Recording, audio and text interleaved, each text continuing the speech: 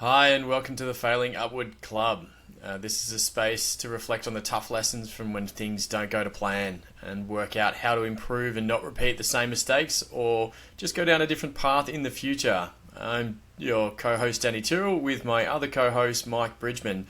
We are two co founders from a previous company called Dataco Technologies, which had its own adventures and eventual collapse in the end of 2025, and we decided to create the Failing Upwards Club as a space to reflect on some of our own thoughts and lessons from the journey, share them with others, and start to think about how you go about these things in a different way the next time. So, Mike, welcome to another episode, mate. I feel like we've got a little roll on for a number of topics. There's a lot of topics which keep coming to mind, and this week's topic, I think, is a very interesting one, actually. How are you feeling? I'm feeling great. I love a very interesting topic, Danny. I can't wait to get into it. Yeah, I feel like we always start with like how you feeling. It's like a vibe check. It's like the Yeah. start of the episode is always vibe checks between Mike and Danny. And are the vibes high today? The vibes are high. We were just talking before we hit record. I was at a good industry event, tech and data and AI last night. So yeah, the vibes are high. Industry's rocking, heaps of opportunity. Obviously everyone's excited about AI, but good to actually be talking to some of the builders and the practitioners in the space across kind of AI consultancy, but also a young lad over from Shenzhen in China. He works for a big AI infrastructure company, so running GPUs. He's got access to all the Chinese models and some very interesting token arbitrage as well. Actually, that was probably a little bit above my head. I'm still trying to figure out exactly how they do it, but there's a lot of craftiness in this space. I think that's for sure. There you go. Sounds like some interesting conversations. I was going to say there was a little bit of extra husk in your voice today. So just this is what you need on a Friday morning is to record another episode. And I think Exactly we're right. just going a little bit on theme with the world at the moment. We're talking about like pricing. Yes. Seems very topical when the price of oil is skyrocketing at the moment. Some interesting global economic times. But pricing is obviously oil prices are being forced by something else, but pricing in general is a very, very interesting topic. And when I was reflecting on even how to jump into this, I was thinking through the other episodes we've had so far, and I feel like there's so many topics where I end up just swearing and saying, "Oh, this is fucking hard." But pricing actually is up there as one of the hardest, I would say. Agree. Yep, definitely agree. Well, maybe let me get into my TLDR, my summary. I gave you a bit of a roast last week for going too long, so I'll see if I can keep this a little bit shorter. But I had four key points. I know it's not three. Four is probably on the edge of how many we can go for the start. But the first one, first topic and kind of lesson to go through is really around the value alignment problem of pricing. And the learning really is that pricing is impossible without some kind of value alignment or value recognition from whoever you're selling with. The second one for us to dig a little bit deeper is the importance of simple structures and how, yes, it's important to capture value, but complexity can kill deals and in the long term, relationships as well. The third lesson topic is nothing is free. You need to understand the real cost of enterprise activities, and that's actual cost and other costs like political costs and risks.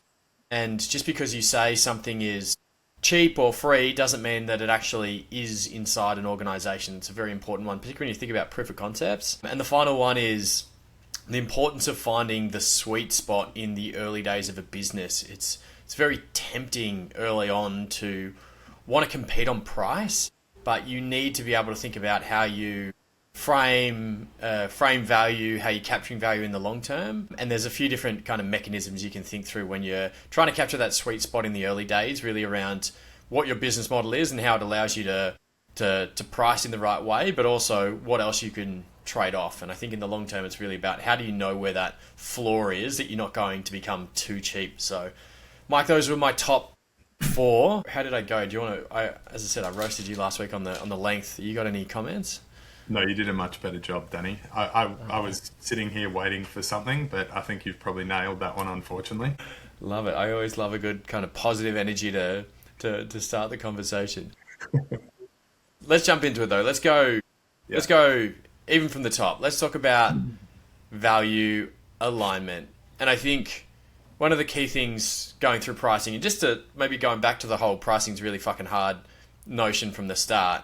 Like pricing generally is a really difficult topic, and it becomes even more difficult when you're in an industry or a space which is very nascent. So if you're trying to go down this category creation path, or there just isn't really this set defined market rate, how do you think about valuing? And we kind of played on both sides of this, both from a technology perspective with an area where people weren't really thinking about, which was to do with data clean rooms, and then also in the financial transaction data space where, yes, there was a market already, there's someone in there, but they weren't really established. And honestly, the majority of organizations we spoke to, and even still speak with today, don't really understand a lot about what that market is or what's available or how much it costs. And the value alignment problem really starts coming to say, well, it doesn't matter how you want to price, the first step always needs to be getting a client to understand what the value is to their business. And it's nearly that value discovery that you need to do in the early days to understand where you're going to price. You need to be able to understand what value will this generate. Will it be incremental revenue? Will you be saving costs? Like, what is the problem that they need to solve? Is it a big political thing? I think this kind of value discovery stage is just at the heart of everything else you need to do from pricing. Yeah, absolutely right. And I think the key point that you mentioned there is when you're effectively trying to value like a nascent concept or create a new category, then it really talks to me. We probably covered a little bit of this in the go-to-market as well, but it really talks to kind of the discipline in those early sales cycles and processes so that you are running that really kind of rigorous validation or discovery with the clients to really tease out all the possible pockets of value. I think the other piece is really nailing kind of where you're going to start and what that kind of single unit of value is that you're going to unlock, and try and kind of price and build a suite of capability from there. But yeah, completely agree, mate. And I think, when I was reflecting on this, it's like it is just that thing that's distinctly different from selling an established product into a business where you can be a premium price and full service option or a value kind of price. It's like when there's nothing to equate it to, it is hard. And the final thing I would say on this, one of the like really practical kind of outcomes or lessons that I've kind of taken away and reflected on is that what becomes critically important is that when you're going through those early sales conversations and you get to the pricing conversation, I think what's critical is you still very discerning around whether an outcome, if it was a lost deal, was specifically related to the price, or actually what you discovered through that process was that this prospect wasn't actually in the market. Like, so you don't want to be anchored by, I've had 2 no's at this price level, we're going to fundamentally change how we're assuming the value relates and all that type of stuff. I think holding the course and like testing and actually getting to a buyer that's genuinely in the market and ready to buy and letting that be your signal is super important as well. Yeah, it's a good point, right? You don't want to overreact because you think something isn't getting through. There's so many other variables which are included in those decisions. And again, this will touch on some of the other topics we have, but like the reasons for people going ahead or not going ahead can be absolutely nothing to do with price, right? And a lot of the time it's like, if someone's going to pay for it, they're going to pay for it. And this is where it becomes like, if you're going to set something at whatever it is, $100 a week, why not set it at $200 a week? Like if they're going to pay $100, will they pay $200? Like it's a difficult thing. And I know even large established organizations go through this process of working out where their price needs to sit, and you're going a bit higher and you're going a bit higher and you get pushback and you're coming back, or like whatever it needs to be. I think the challenge with the value alignment problem in the nascent space though is you're really hypothesizing what the value is going to be, because you're saying, hey, if you could access this service or this technology or this data, this is what you could do.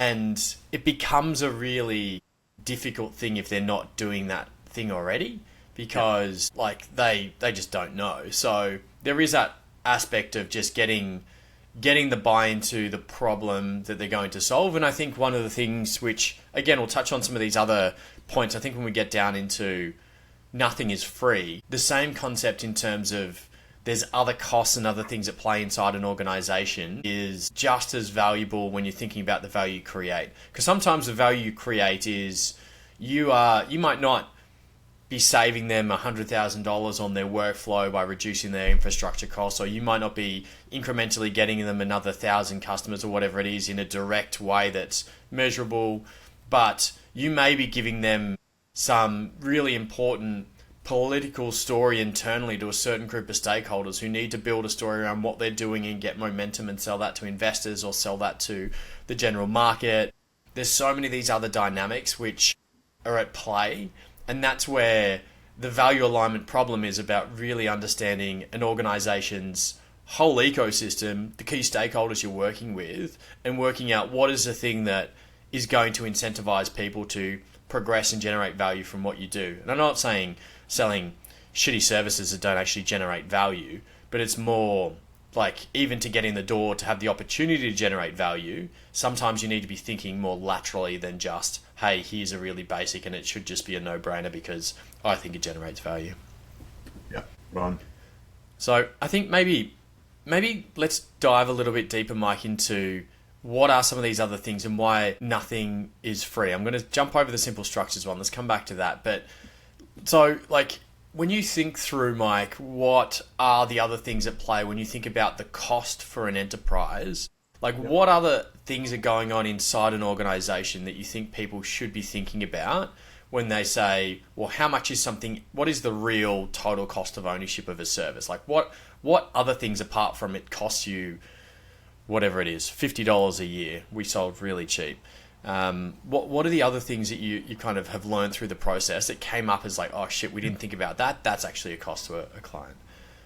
Yeah, I mean, and again, some of this stuff's not groundbreaking, but just to sort of get it out there, there's obviously the implementation effort on the client side. This is, particularly relevant to kind of a SaaS or a technology solution that you might be selling. So that's, I guess, assessing the capability up front. There's probably resources required from like the technical teams inside the business.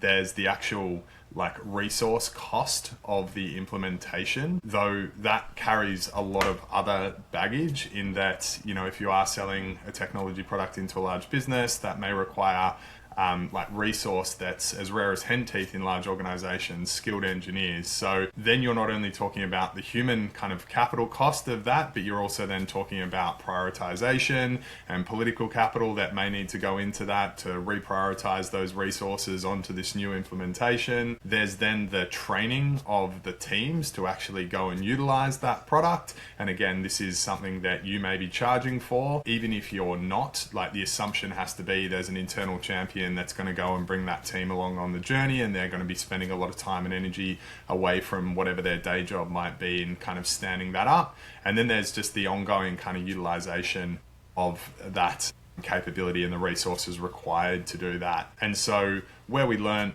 pretty early on around this was definitely something that we used to our advantage, in that we had created an incredibly simple solution with a few different ways of our clients accessing it.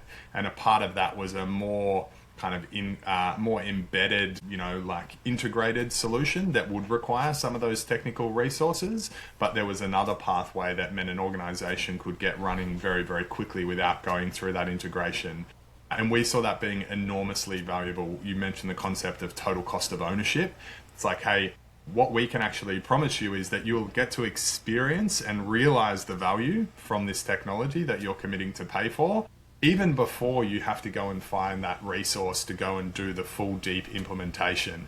And what we were able to kind of structure pretty nicely was that there's a near-term value that's probably equivalent to X, and then there's a longer-term strategic value that might even form another part of the product or capability, and that's why. But we're actually going to chunk that up and take you on the journey to deliver that. Yeah, I think they're all really important, like structural elements to be aware of in terms of what it costs someone. And those are definitely the key, like technology and operational costs and all of those things, I think, which all start adding up. And as you say, like things that make it simpler to remove those costs, like not having to worry about the deep onboarding or having a way that people can incrementally work through is super, super important. But the one I just want to highlight that you were touching on as you went through there becomes like, it was nearly, you mentioned it about someone being the champion and bringing other people on the journey. And I think the political cost is something that people don't always think about a lot, in terms of, for someone even just to go through and do a proof of concept or do any initiative, someone needs to wear that as a political risk, because someone's putting their name against it. This is going to be the initiative. This is a decision that I've made. And a lot of the time, like, those things is what can actually kill the number one competitor for every single industry is nothing. Do nothing. Like, that's what most people are fighting against. It's like, I could either buy this new service or I can do nothing. And my risk of doing nothing most of the time is not seen to be that high unless things are really breaking. It's like, I'm not shaking the cage. You see the people who do want to shake the cage and put their name on something, but a lot of people are scared. So that political risk that someone has to take on by making a decision, they either can mitigate that with the evidence and the alignment to value is kind of back to the one we said before, or they're going to bring in a committee of 1,000 people, which then starts adding on to cost and makes it harder to get through and adds a whole lot of different governance. So I think the recognition that the political side of things is just as important to get through as anything else is very, very important. So we had it internally a few times. I remember when you're like, we're going to do a proof of concept. And it's like, do you make a proof of concept free? Yeah. And then the truth is, like, whether someone pays for a proof of concept or a free proof of concept probably doesn't matter. Like, unless they're incredibly budget constrained. Like, the reason they're saying no to going forward is, like, it's typically not to do with, hey, I can't find whatever it is, 10, 15, 20 grand or whatever it is for a proof of concept that has some value associated with it. It's more, actually, to go and get this over the line is going to be, I'm not willing to stick my neck out for this at this point in time. Absolutely. One that you kind of didn't touch on explicitly, but I think it was really interesting in the data and insights products specifically, and I think you can kind of lump it under this cost, but actually when you're delivering insights into a business, and in our example it was marketplace insights that could directly be used to account and kind of measure decisions that have been made by senior people in the organization historically, then there is this other, like, it goes in the political cost piece, but there's actually this, like, literally cost to individuals' reputation or career that can then be coming to the fore. And we saw this many times, I would say, in many different spaces where it's like, well, hang on a minute, what you're actually proposing is the ability to go back and measure that investment that I've made over the last 3 years. And actually, as the person that might be signing this check for this product, I actually am not prepared with that risk or that cost on my own job security. So that's a very explicit example and probably related to kind of quite the niche that we were playing in. But we saw that many, many times. And given the kind of role we're playing now with Kiko, I kind of see that emerging again. And that's something that I'm actively thinking about and considering as I'm engaging a new set of clients on this journey. No, I don't think it's just isolated to the niche we're playing in, right? I think this happens all the time in the technology space where somebody may have made a decision to go with a certain provider. I've gone all in on whatever it is, Pega, and I've now gone through and I've been like, Pega actually isn't as good.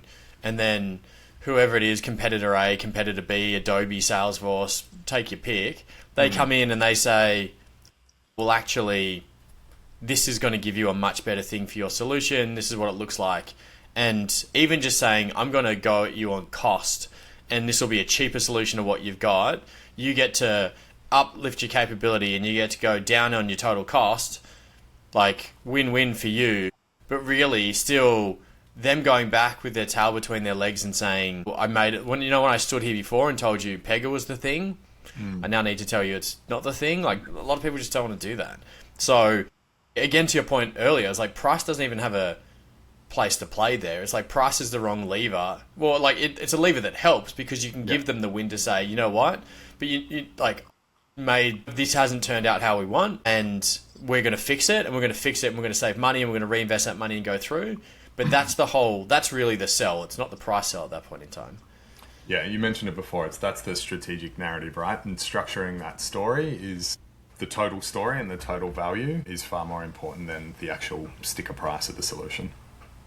Yeah, exactly. So before I go across into some of the structures, I just want to touch on the value again, and this going back to, again, just I think one of the areas which is the hardest to value things at the moment from a price perspective is the data space. Data is so hard to value because it's not this tangible kind of widget that you make one of and you sell one of, and then you make another 20 and you sell another 20. It's this kind of digital thing which can be sold tons and tons of times, or it can be leveraged tons and tons of times in different areas to create value. And even in the early days when we had to think through how do you think about value for that, there's a number of different ways people have tried to value data for years. I remember there was that article, I think we touched on it in the old pod from the Data Republic guys around thinking through how to value data. It was actually a really good piece. But fundamentally, it's like, what is it going to be used for? Mm-hmm. What is the application? What is the use case? What is the industry? Because the same chunk of information that looks exactly the same from here to there can be very, very different from a value perspective. And the easiest way to articulate that comes from the example we always use in the compare and switch style space, compare the market, iSelect, whoever you have, and you've got the same thing, which is a signal that someone's going to move or that they're interested in a service, but I sell that as a lead to a energy company and I sell that as a lead to an insurance company. Fundamentally different costs that they'll be willing to pay for that. And that's because the lifetime value of an insurer is typically significantly higher than the lifetime value of a energy customer, because it's easier to switch, it's a smaller product, like it's just, the economics are different. So there's no way of just looking at this one thing like a data and saying, like a data, can you say like a data? Like a data. Looking at, I always like, when people say they're using I feel like data has its own pronouns, so that how you actually talk about it, there's different, but it's... Is that your new pronoun, Danny? Let's not go down that path. We're going to turn this into a very different pod. You have a chunk of data and you say, this is how much it costs. Because you just can't do that. You have to think through lots of different ways of working it. I had a really interesting conversation only in the last week with an interesting gentleman, Tim Barnett. I'll give him Tim Barrett, sorry, I was going to say Barnett, but it's Tim Barrett. But he works for a company called Data Valuation Partners. And their whole space is to think about how you start valuing data more holistically and getting it as an asset on the balance sheet. It's such a nascent area that we're just not used to thinking about from a data perspective, but you only have to go back over particularly the last few years, and see some of the data deals being done with some of the large tech companies or LLM providers or AI companies. It's like, I can't remember what the total Reddit number was, but the Reddit deal that Google did was huge. I don't know if it had a T in it. It definitely had B's in it, but it was probably wasn't $1 trillion deal. That's probably a bit rich, a little bit rich, but it was big. It was significantly big, whatever it was. But so I think, like, when you come to this alignment, you have to be thinking through what is the ways that what is a way a client would use this service or product or data or whatever you're selling, and what does that actually turn into from a value perspective. And there's like two aspects to it. One is you've got to think through that to think about where you're pricing. But fundamentally, if your client doesn't believe that and your client doesn't think that that's where the value is, then you're going to get a problem. If they don't recognize that value or they don't align with that value, this is where you get that kind of misaligned incentives or understanding around what's actually going on. $60 million a year, Danny.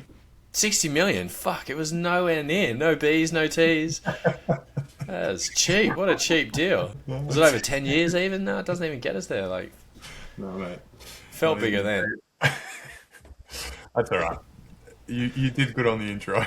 You put yourself down. I really pumped it up. I don't know anyone. No one would have fact checked that, Mike. No, sorry, I had to get one back at you. You roasted me last week for my intro. Scores even. All right, let's start talking about structures for a bit then. So, I think pricing.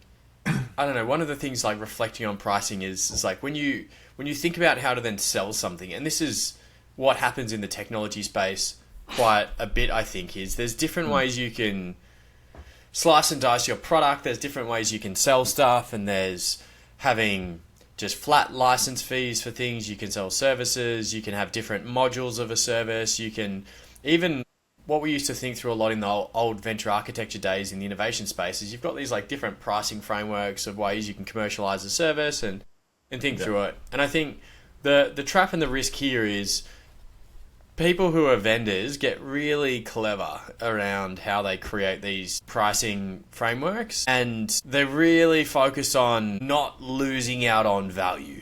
It's like not losing out on value at all costs. And obviously there's this utopia kind of win-win scenario where you have some variable pricing structure which scales with the client's value, and that's kind of what everyone wants to get towards, or is a big enough number that it's like, no, we're happy to take the risk on value, and if you get past that and you get extra utilization, happy days, you'll be happy as well.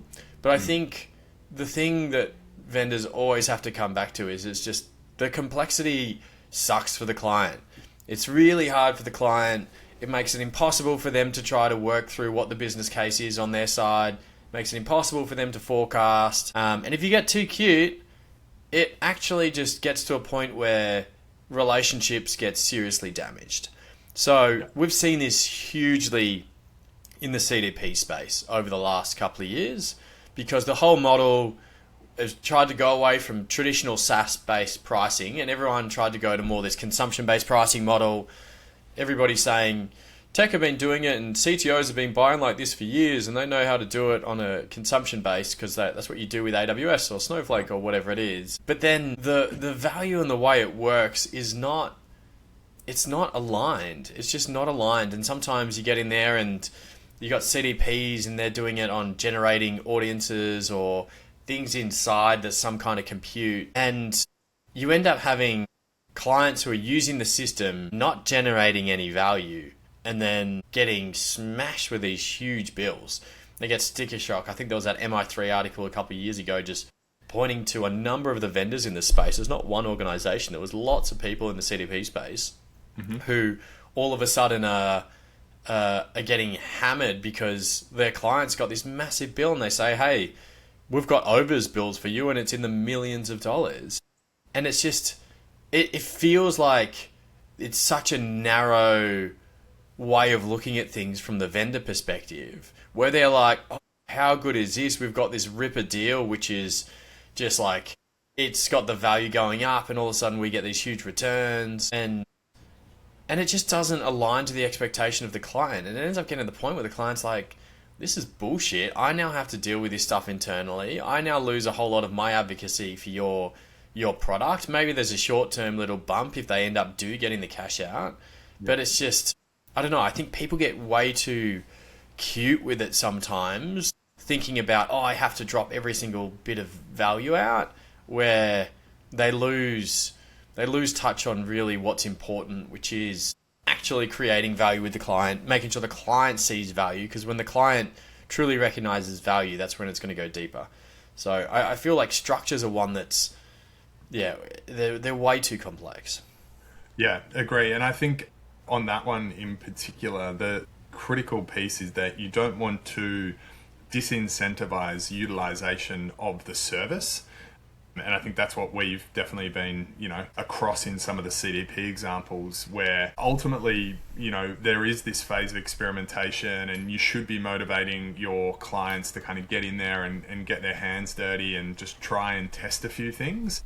And when that initial learning, which probably results in people clicking a few of the wrong buttons or, activating an entire base instead of an audience or whatever it looks like. But you kind of don't want to hamstring that. That should be all about those critical steps in an adoption cycle that you just definitely don't want to create any like disincentivization around. And I think that's where it sounds like some of the vendors have got that wrong. Actually, what you want to do is incentivize, and maybe there's something around the pricing structure where it's, we discuss up to X number of records or included in a base fee or however that's structured. And again, you don't want to be too clever, but I think the critical learning there is you want your solution adopted and you want to motivate that to happen. There's kind of this concept that a lot of the social media guys have employed over the years, and probably not always for the best outcomes, but like they've got this very clear vision around what's that critical adoption action that means someone is going to become sticky to the product. And I think Facebook in the early days, it was like once you invited 7 friends and you kind of updated your status or whatever it was way back then, it was like 99% likely that you were now a Facebook user for the next 5 years.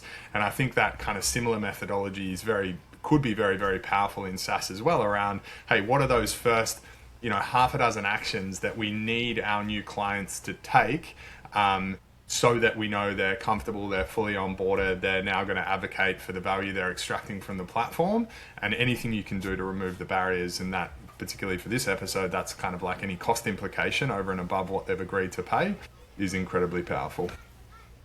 Yeah, exactly. Because that's where you're starting to generate value in different areas of the business, right? And I think this is the value alignment kind of problem, and recognizing the value goes both directions, really. It's like there's different things you can get inside an organization from a vendor perspective to generate that value. And as you said, maybe in the early days, that's getting someone who's sticky and they're fully into the ecosystem and they're embedded. And the value you're going to get from that is just wider advocacy in the ecosystem. They're going to talk about it in a really good way. They're going to like refer other people. Maybe they're going to do case studies. They're not going to churn. There's all these other kind of points of value which come back to what you're doing. And that needs to be considered when you're trying to land on a price. And I think sometimes people are like, we need to be extracting more value.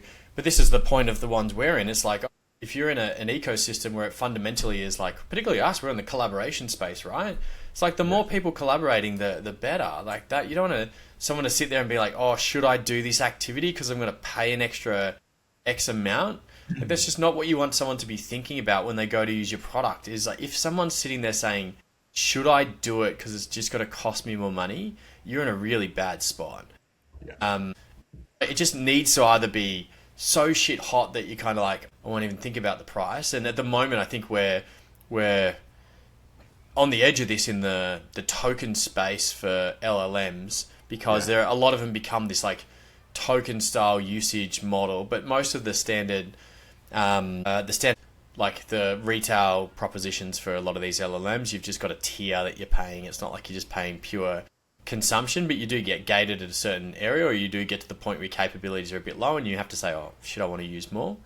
Yeah, I think generally the majority of services people are doing, like, don't make people sweat on whether they should be using your product or not. Like, then you've got a fundamental value misalignment if you get to that space. Yeah, and as you referenced, it's definitely a hot topic at the moment because, a lot of the AI guys are going from, all the talk is like from that seat-based pricing, which is the kind of most commonly adopted SaaS model, to like trying to push towards an outcome-based or value-based pricing model. But again, like super hard to actually do in practice inside it, especially at an enterprise level. Like, who's measuring the value of an analyst creating a report? Like, it sounds great, but where did that report go and what strategic decision was made off the back of that? Are they just churning things to churn things? And to be fair, there's a hell of a lot of that work effort inside of these companies that they're paying humans for today. So maybe it just kind of fundamentally changes the conversation. But, the outcome of some of those conversations is some pretty nasty, things where lots of employees are let go. But that is the reality of a lot of these workplaces at the moment. We've got tens of thousands of people generating effort or expending effort on a daily basis. And when you actually look at the outcome from that in the aggregate, I don't know. Yeah. No, but that's the truth. I think there's a lot of, this is where we're at in a lot of AI services at the moment. It's like there's certain AI things where it's like, well, that's just going to replace people, and it becomes one easy lever to price against to say, well, this is the equivalent of X amount of people, but then the value you get out of this could be exponentially higher. But I think it's that recognition that you need to align to what it is going to cost, and make sure that they do have that incentive to drive it forward is huge. And I do think, I think with the structures, it's always not always better, but I do think just like coming back to what's simple, particularly early on, I think. And sure, I think this changes as you get more maturity in an organization, you get more maturity in a business that grows, you just have more data points. You you know where the boundaries are, you're able to test on price a bit, you're able to see actual use cases and things that come through for where people have had success stories and they generated a hell of a lot of the value for what they did with your product. But in the early days, I think it's like, stop being so cute early on. I think people just get stuck in this theoretical land and they're like, oh, but what if I miss out on the value? And it's like, there's a certain level of awareness you have to that, but honestly, like you're dividing the cake before it's baked kind of thing. So I think just having the general structures, aligning on the value to the client, making sure that you're in there that is an exceptional service that you're going to provide, making sure that it's not so expensive that you're going to get that resistance and they say, well, I just don't want to take on that risk, but not so cheap that you actually don't get the value for what you deserve. It's definitely a hard one to... it's a hard one to manage, but I think in the early days, organizations just need to be a little bit more pragmatic, be simpler in what they do, and think about what else they can be building at the same time, which can be generating other value for a business, particularly in the early days. Spot on. Mike, I know there's a lot of things we're touching there, and probably a lot, but not a lot at the same time. Pricing is fucking hard. I said at the start, and it really is tough. And I think the only other one maybe of my reflection before I pass over to you to see like what other reflections or questions you have in the pricing space is there's a certain element of what people do early as well, where it's easy to discount your own value. And it's easy to be like, oh, have that kind of fear around where do we put, like, is something we put down too much? And understanding, no, this is what the value is. This is a hard thing. And I think the more you understand, the weight of that is super important. So you understanding and doing those mental calculations around this is what value you can create and this is why this is reasonable and how you can equate it. So it's important to do those mental gymnastics. But you get to the point where you say, you know what, if someone's going to come and squeeze me and say, this is way too expensive, maybe they're not the customer you're going after as well. I think there's got to be this kind of recognition around those. It's the same in the retail space, right? Those customers who are chasing the deal and they're cheap and people are willing to go over to, it's like, those are the guys who are going to churn anyway and they're not going to drive much value for your business. So there is this, like, this underlying back yourself on value that you need to do to hold somewhere from a price perspective. Don't be crazy. You don't have to be like greedy or over the top about it. But there is a confidence you need to be able to say, no, this is actually worth something and we're going to charge appropriately for it. Yeah, I think that's very true. But what I will say is in the early stages, that becomes incredibly hard at times as well, right? Because the other thing you're trying to balance is burn and kind of the deal velocity and all that type of thing. Undoubtedly, there are times early on in the journey where you will do whatever you need to do to get a deal across the line. And I don't think that that's the wrong thing at that point in time. The way we think about that, or we've always thought about that, is like, hey, what's the value? And you did mention it before, but what's the value of an early client with respect to market signaling, with respect to a case study? It's almost like, hey, if we're going to spend X amount on marketing, let's reapportion some of that assumed budget into a discount on this deal that generates all this other activity for us as a company. So whilst I think what you said is 100% correct, having lived that, even over a short period, the kind of 12 months we're in market, right? When the procurement guys are squeezing you and the opportunity is to displace the big incumbent in the market, you end up doing what you got to do. And I think, on our reflection, very, very specifically, I might have mentioned it in the opening, but we were very fortunate. We had radically changed the business model and the kind of solution model for how we were taking our product to market. And what that did was just rip out a chunk of the cost base. So we had a heap of flexibility in how low we could go. And ultimately, I think, very specifically, we did what we did to have to kind of displace the incumbent on a couple of deals, whilst, and for the market, that probably sent a signal like, far out, these guys are super cheap. Actually, our margins were incredibly healthy just because of that fundamentally different business model. But I think, I don't have the long history then to say what that arc looked like around how we were then able to incrementally nudge up price and all of that type of thing. We just simply didn't have that. We didn't get the opportunity to do that. But yeah, I just do want to acknowledge that there comes a point in time where you're like, fuck, we just can't let this deal slip, and you kind of got to do what you got to do. Yeah, you nearly maybe want to suggest a topic of the dark arts of procurement here for a second, but I don't know. To save us from any future procurement conversations, maybe that is a topic we will not go down. Well, we know what we know now as well. That's the interesting thing about kind of stepping out of the business, right? You actually you do get the counterfactual. You can have some of these conversations. You can get some additional data from the old competitors, and then you kind of probably learn. You're a bit smarter and wiser the next time we go through it, which is all part of it.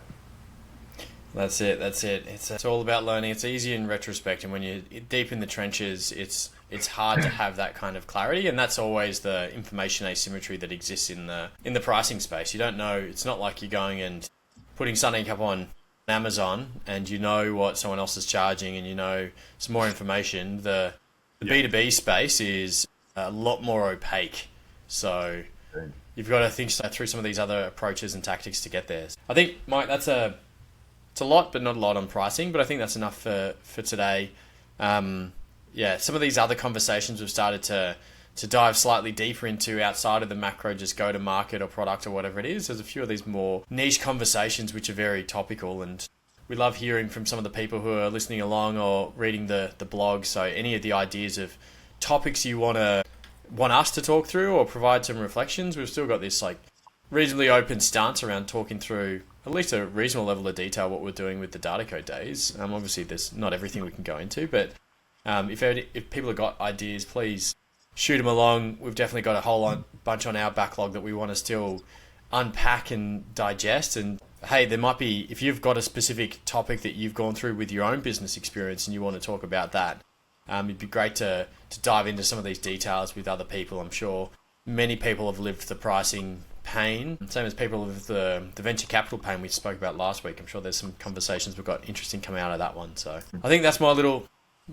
wrap-up ranty thing. Do you have any other wrap-up ranty things you want to do, Mike? Anything you want to get off your chest? You're a real overachiever today, Danny. You've done the intro, you've done a great job on the overview, and you've done the wind-up. So, well done. I think, without the complete misstep on the Reddit deal numbers, you would have had a 5 from 5. I was going to go 5 from 5.